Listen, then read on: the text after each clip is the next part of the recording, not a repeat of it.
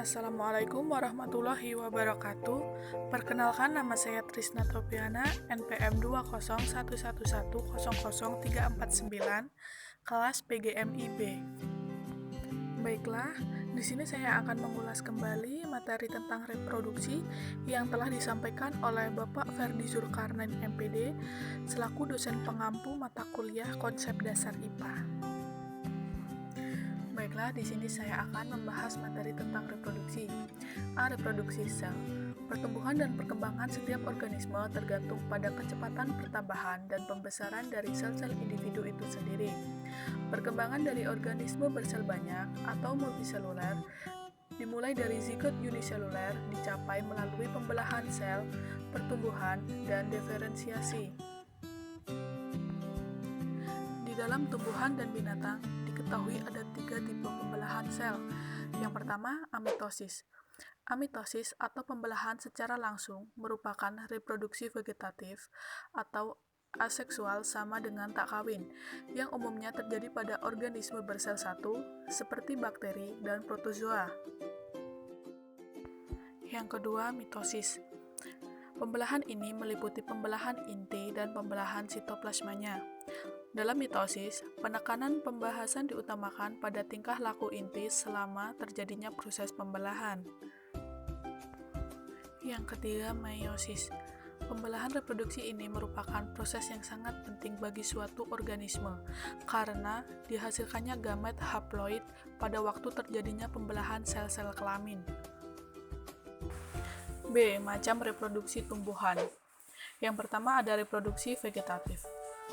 Reproduksi vegetatif yaitu perkembangan suatu individu tanpa melalui persatuan sel kelamin jantan dan sel kelamin betina.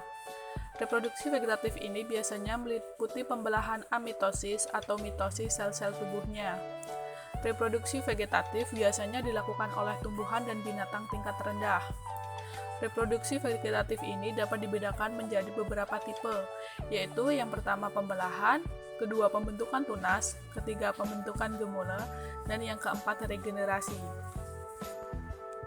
Yang kedua, reproduksi generatif. Pada reproduksi generatif, perkembangan individu baru terjadi melalui persatuan sel-sel kelamin jantan dan betina. Reproduksi generatif ini merupakan tipe reproduksi yang paling umum dilakukan oleh tumbuhan dan binatang. Ada beberapa tipe reproduksi generatif, diantaranya yang pertama sigami, yang kedua autogami, yang ketiga exogami, yang keempat hologami, yang kelima isogami, yang keenam anisogami, yang ketujuh konjugasi, yang kedelapan partenogenesis, dan yang terakhir kesembilan automiksis. C. Reproduksi hewan. Yang pertama, spermatogenesis. Spermatogenesis merupakan pematangan sel-sel sperma terjadi di dalam tovula seminifer. Yang kedua, oogenesis. Proses oogenesis terjadi dalam ovarium. Sel-sel pada bagian folikel membungkus oogonium. Oogonium yang kaya akan kuning telur ini selanjutnya akan tumbuh menjadi oosit pertama. Yang ketiga, fertilisasi. Fertilisasi merupakan proses peleburan inti gamet jantan dan inti gamet betina, sehingga terbentuk suatu individu baru dengan sifat genetik yang berasal dari kedua tentuannya. Yang keempat, blastula. Blastula yaitu banyak embrio berubah dari bulat padat atau tudung menjadi bola berongga. Perubahan ini diperlukan sebagai persiapan untuk perubahan-perubahan yang akan terjadi pada tahapan perkembangan selanjutnya.